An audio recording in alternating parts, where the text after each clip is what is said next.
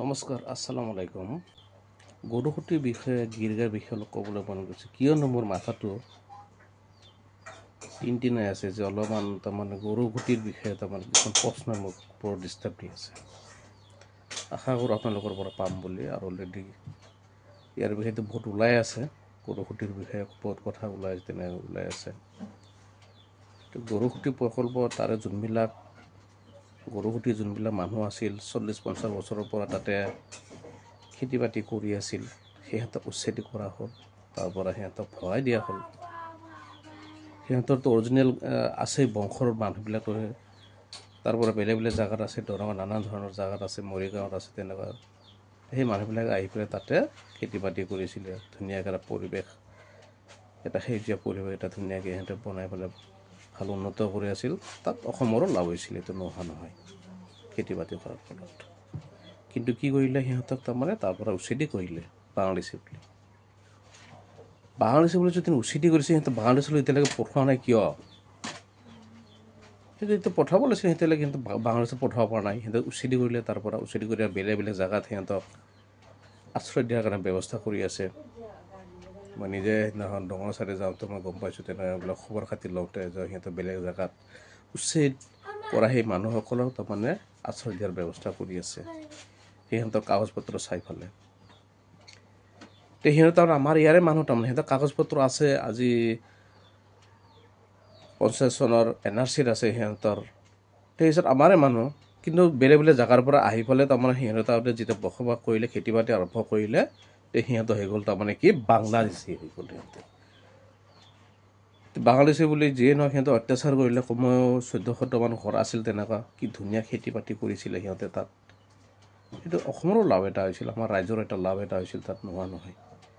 কিন্তু সিহঁতে বাংলাদেশী বুলি তাৰ পৰা খেদি দিলে সিহঁতে তাৰ পৰা খেদি দিয়াৰ পিছত অসম চৰকাৰে নিজাববীয়াকৈ তাতে তাৰমানে এটা প্ৰকল্প খোলাৰ কাৰণে খুব ব্যৱস্থা কৰিলে তাতে যে আমি ইয়াতে ডাঙৰ এটা প্ৰকল্প কৰিম খেতি বাতি কৰিম তাৰমানে গুজৰাটৰ পৰা গিৰগাঁও লৈ আনিলে 3 কোটি টকাত গিৰগাঁও এতিয়া মোৰ প্ৰশ্ন হৈছে মেইন এতিয়া গৰুসুটি প্ৰকল্পৰ CEO পদ্মা হাজৰিকাই কৈ আছে যে বেমাৰী গৰু লৈ আনিছে যদি বেমাৰী গৰু লৈ আনিছে তেওঁ পদ্মা হাজৰিকা সেই বেমাৰী গৰুখিনি আকৌ তেওঁ ৰিটাৰ্ণ কিয় পঠোৱা নাই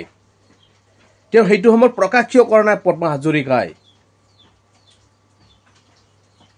2-3 বছৰ আগতে তেওঁ সেই বস্তুটো যেতিয়া আৰম্ভ কৰিছিলে সেই সময়তে তেওঁ প্ৰকাশ কিয় নকৰিলে যে এইটো বেমাৰী গৰু হয় বিলাক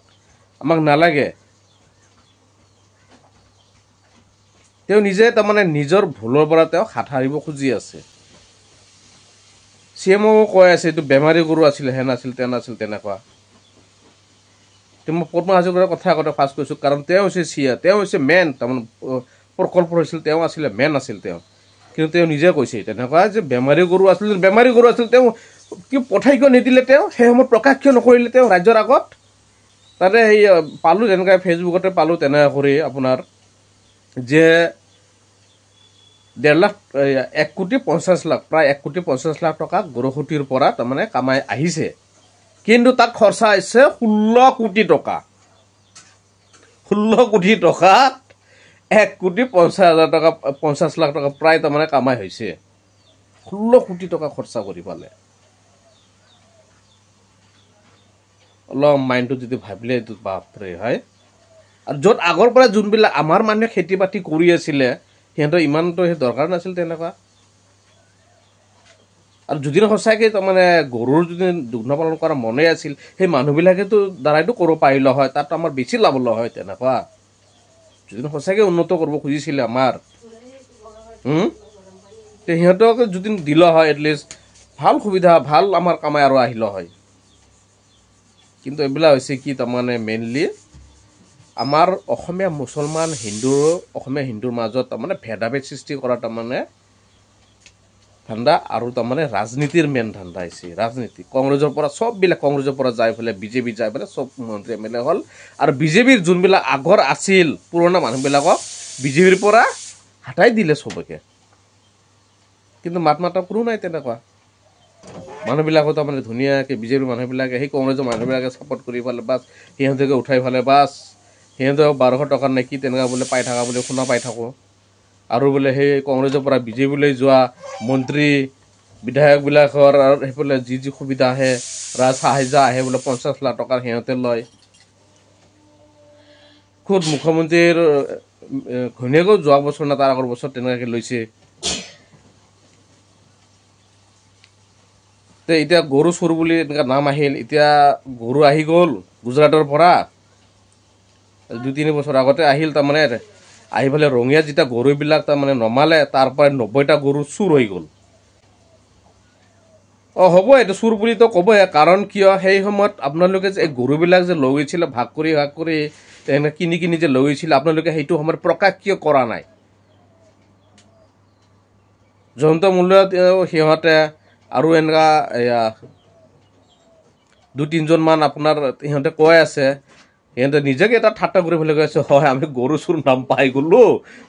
এতিয়া ৰাজ্য যদি দিছে এতিয়া আমি কি কৰিম ৰাইজক তাৰমানে ভুলাবলৈ তাৰমানে কথাবিলাক কেনেধৰণৰ হাঁহি মুখেৰে কৈ আছো আমি গৰু চুৰ নামটো পাই গ'লো আপোনালোকে সেই সময়তে প্ৰকাশ কিয় কৰা নাছিলে যে মই 20টা গৰু আনিলো বুলি তেনেকুৱা আপোনালোকে কিয় প্ৰকাশ কৰা নাছিলে যে বেমাৰী গৰু আনিছে CM এজন হৈ ফালে যে এনেকুৱা ধৰণৰ কথা ক'ব আজিলৈকে মই যিমানখিনি তাৰমানে হয়তো হিষ্ট্ৰী বা কিতাপ পঢ়িছোঁ মই ক'তো তেনেকুৱা পোৱা নাই এজন CM হৈ ফালে তেওঁ কেনেকৈ তাৰমানে আমাৰ হিন্দু মানুহবিলাকক উৎসাহিত কৰি আছে আমাৰ অসমীয়া মানুহৰ মাজত তাৰমানে ভেদাভেদ সৃষ্টি কৰাৰ কাৰণে অসমীয়া মুছলমান অসমীয়া হিন্দুৰ মাজত 1400টা গৰু কুৰবান দিছে ধুবুৰীত তাত মাত মাতা কোনো নাই 1400টা গৰু কুৰবান দিছে কি আপোনাৰ টকাৰ পৰা দিছে নেকি আপোনাৰ টকাৰ পৰা কিনি ফালে দিছে নেকি আপোনাৰ চৰকাৰী টকাৰ পৰা কিনি ফালে সেইটো 1400টা গৰু কি কুৰবান দিছে কওক আপুনি সেইটো কথা কিয় নকয় আপুনি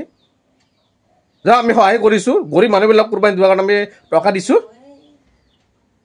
সেই কুৰবান দিয়া মানুহবিলাকে আমাৰ অসমীয়া হিন্দু ভাইসকলৰ পৰাই গৰু কিনিছে আমি নিজে তেনেকুৱা দেখা পাইছোঁ হাজোত নিজে গৈছিলোঁ তেনেকুৱা আমাৰ এবাৰ যাওঁতে তেনেকুৱা আমাৰ হিন্দু ভাইবিলাকে তাৰমানে গৰু তাৰমানে বেছিভাগ দেখা পাইছোঁ সিহঁতে তাৰমানে বেছি মতা গৰু দমৰা গৰুবিলাক বিক্ৰী কৰিব আহে বোলে সুধিলোঁ বোলে দাদা কিয় এনেকুৱা কৰোৱাইছে যে এনেকুৱা আপুনি যে গৰু বিক্ৰী কৰিব আহিছে ক'লে বোলে নাই বোলে মোৰ ল'ৰা ছোৱালীকেইটা আছে সিহঁতকো পঢ়া শুনাৰ এইফালে খৰচা উঠাব লাগিব এই গৰুটো এতিয়া ডাঙৰ হৈছে ইয়াক মই এতিয়া কি কৰিম আপোনালোকে কওকচোন এই দামৰা গৰুটো এতিয়া কি কৰিম এতিয়া হয় কথাটো সেই তেওঁ কি কৰিব সেই দামৰা গৰুটো আমাৰ CM হেমন্ত মামালৈ আমাৰ অনুৰোধ মোৰ ফালৰ পৰা মেইনলি বিশেষকৈ অনুৰোধ যে আপুনি এই যে গৰুবিলাক যে বিক্ৰী কৰে দামৰা গৰুবিলাক আপুনি সববিলাক কিনি আনক এটা গোশালা বনাওক সেই গোশালাত আপোনাৰ যোনবিলাক বন্ধু আছে মাৰোৱাৰী গুজৰাটৰ মাৰোৱাৰী বন্ধু হিন্দু যোনবিলাক গৰুৰ বিজনেছ কৰে গোশালাৰ পৰা সিহঁতে গৰু বিজনেছ কৰি আছে অন দেশলৈ মুছলমান দেশবিলাকলৈ যোনটো গৰু পঠাই আছে এক্সপৰ্ট কৰি আছে সিহঁতৰ লগত আপুনি এইবিলাক বিজনেছ আৰম্ভ কৰক আপুনিও সিহঁতৰ লগত পাৰ্টনাৰশ্বিপ অলৰেডি মোৰ এতিয়া আছেই চাগে আৰু এটা ভাল সুবিধা আছে আকৌ এতিয়া সেই গৰু চোৰৰ কথা অহাৰ লগে লগে এতিয়া চব দোকানে ঘৰে ঘৰে যাই কোনোবা গৰু কাটছে নেকি গৰু বনাইছে নেকি ঘৰে ঘৰে যাই ফালে আপুনি চেকিং কৰাই আছে কিছুমানে হোটেল ঘৰ একেই ঘৰতে যাই পেলাই তো চেকিং কৰাই আছে না কৰক সব ঘৰে ঘৰে যাই পেলাই আপুনি চেকিং কৰক কোনে কোনে তাৰমানে গৰু মাংস বনাই আছে কি কৰি আছে কৰক কি ধুনীয়াকৈ কৈ আছে CM মুখ্যমন্ত্ৰী হেমন্তই নিজে কৈ আছে হেমন্ত মামাই কুৰবানী কৰে এনে কৰি কুৰবানী কৰে আৰু এনে কৰি কুৰবানী কৰে আপুনি কেনেকৈ জানে আপুনি টুপি পিন্ধি ফালে আপুনি মুছলমান হাজোৰ সমষ্টিত ফাৰ্ষ্টতে আহিছে আপুনি মুছলমানৰ ঘৰত যাই ফালে আপুনি আহিছে মুছলমান ঘৰৰ পাকঘৰত ঘূৰি আহিছে মুছলমান ঘৰত সেই থালত আপুনি খানা খাই ফালে আপুনি আহিছে ৰাজনীতিলৈ আজি তাৰ মানুহক সুধিলে ক'ব আপোনাৰ কথা আৰু কি ধুনীয়াকৈ কৈ আছে ৰিপৰ্টাৰৰ এনে কৰি তাৰমানে গৰু কুৰবানী কৰে কোনো মাথোতা নাই এইটো আপোনাৰ টকাৰে দিয়া নাই আপোনাৰ মিছেছে কি দান দিছে নেকি কুৰবানী কৰা গৰু সিহঁতে নিজে আমাৰ হিন্দু ভাইসকলৰ পৰা গৰু কিনি আনি ফালে সিহঁতে নিজৰ টকাতে কুৰবানী দিছে তাত অসম চৰকাৰৰ এটা লাভ হৈছে কিন্তু আপুনি সেইবিলাক এই গৰু খুঁটিৰ চোৰৰ পৰা কাটি ফালে আপোনাৰ যে মানুহ আপোনাৰ মন্ত্ৰী বিধায়কবিলাকে যে আপোনাৰ গৰুবিলাক যে এইবিলাক যে নিজৰ প্ৰপাৰ্টি কৰি লৈছে আপুনি সেইটো কিয় মাত নাপাতে আপুনি যে ইমান আঁচনি দি আছে এই গৰুৰ আঁচনিটো কিয় নিদিলে আপুনি যে গৰুবিলাকক গাই গৰুবিলাক এই গিৰ গাই গৰুবিলাকৰ এটা আঁচনি বনাই পেলাই আপুনি গৰীব মানুহবিলাকক দুখীয়া মানুহবিলাকক আপুনি কমতে আপুনি গৰুবিলাক কিয় নিদিলে? বেমাৰ হৈ গৈছে গৰুবিলাক সিহঁতে কিনি লগাইছে, এইটো আপোনাৰ কথা। কয় নহয় অধিক জ্ঞানী মূৰ্খৰ লক্ষণ। এটা সময়ত আপোনাৰ হাড়দি কমজুৰি হৈ যাব। আপুনি চিন্তা কৰা নাই নেকি? আজি 20 বছৰৰ কথা আপুনি চিন্তা কৰক।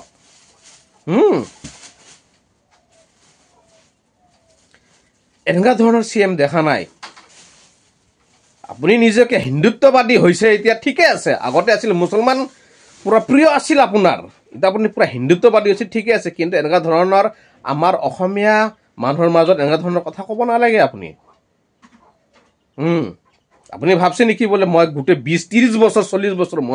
আপুনি হৈ থাকিব CM? আপুনি তাৰমানে বুঢ়া নহয়, তাৰমানে আপুনি তাৰমানে গাত নলয় তাৰমানে আপোনাৰ। আজি AGPৰ প্ৰফুল্ল কুমাৰ মহন্ত তেওঁৰ সময়ত আমি যেতিয়া সৰু আছিলোঁ শুনা পাইছোঁ ডি ভোটাৰ বনাই আছে।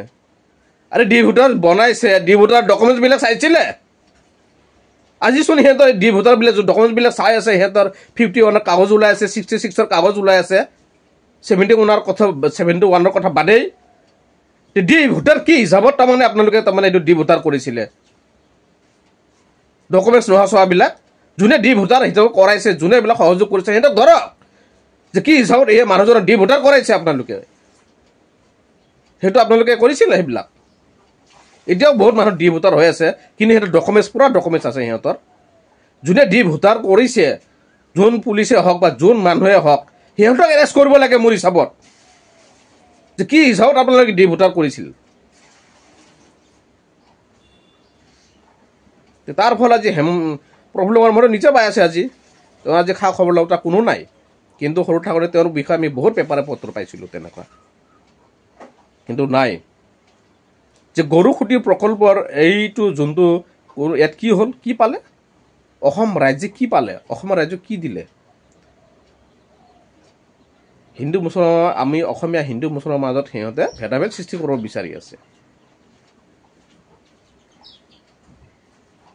এয়ে মই কয় মোৰ আজি যোনটো মোৰ আছিল যে সেই সময়তে যোনটো গৰু খুঁটিৰ পৰা যোনবিলাক গৰু আনিছিল, যোন বেমাৰী আছিল, সেই সময়ত পদ্ম হাজৰিকাই, জয়ন্ত মলুৱাই বৰুৱাই যদি বেমাৰী গৰু হয় সেইবিলাক এতিয়াই সিহঁতে সেইবিলাক ক'ব লাগিছিল। সিহঁতে তেতিয়া যে গৰুবিলাক লগাইছে, সিহঁতে সেইখিনি যদি ৰাজ্যক ক'লো হয়, ইমান এনেকুৱা ধৰণৰ ডাঙৰ পৰিস্থিতিৰ সৃষ্টি নহ'লে হয়। কয় নহয় নিজৰ কোঠা নিজৰ ভৰিতে মাৰাৰ দৰে, সেইটো কাৰণে সেইটোৱে হৈছে আপোনালোকৰ। আৰু এইটো সময়ত ইলেকশ্যন আহি আছে, সেইটো কাৰণে হিন্দু মুছলমানৰ মাজত কি ভেদাভেদ সৃষ্টি কৰিব খুজি আছে। য'তে ত'তে মই দেখা পাইছোঁ তাৰমানে আপোনাৰ ঘৰে হোটেলে যাই পেলাই আপোনাৰ গৰু আপোনাৰ মাংস বনাই আছে নে কি কৰি আছে, এইবিলাক চেকিং কৰি আছে। CID লগাই দিছে, পুৰা CID লগাই দিছে। বেলেগ ড্ৰেছত আহি পেলাই তাৰমানে এতিয়া গৰু মাংস পায় নেকি বুলি সুধি পেলাই আমাৰ ইয়াৰ পৰা তাৰমানে মানুহ এটাক ধৰি লৈ গৈছে, কিবা ম'হৰ মাংস পাইছে নেকি তেনেকুৱা, না ছাগলী মাংসই পালে, কিন্তু গৰু বুলি কৈ ধৰি লৈ গুচি গৈছে। গৰুৱে যে আমি খাব লাগিব মুছলমানৰ কোনো ধৰণৰ সেই নাই এইটো। কিন্তু এটা সময়ত এতিয়া চিন্তা কৰিছে নাই, যদি মুছলমান গৰু খোৱা যদি বন্ধ কৰি দিয়ে, গৰু নোহোৱা হৈ যাব। এইটোহে চবচে ডাঙৰ কথা আহিছে, এইটোৱে। আৰু আমাৰ হিন্দু ভাইসকল, মুছলমান ভাইসকল ধুনীয়াকৈ তাৰমানে গৰু এটা বিজনেছ কৰি পেলাই নিজৰ ঘৰ পোহপাল দি আছে। আৰু গৰুও তাৰমানে সেই হিচাপত আমদানি ৰপ্তানিও বহুত হৈ আছে। এইটো যদি এনেকৈ ৰাখে আগলৈ আৰু হ'ব। আৰু নহ'লে যদি গৰু খোৱা যদি সঁচাই মুছলমান যদি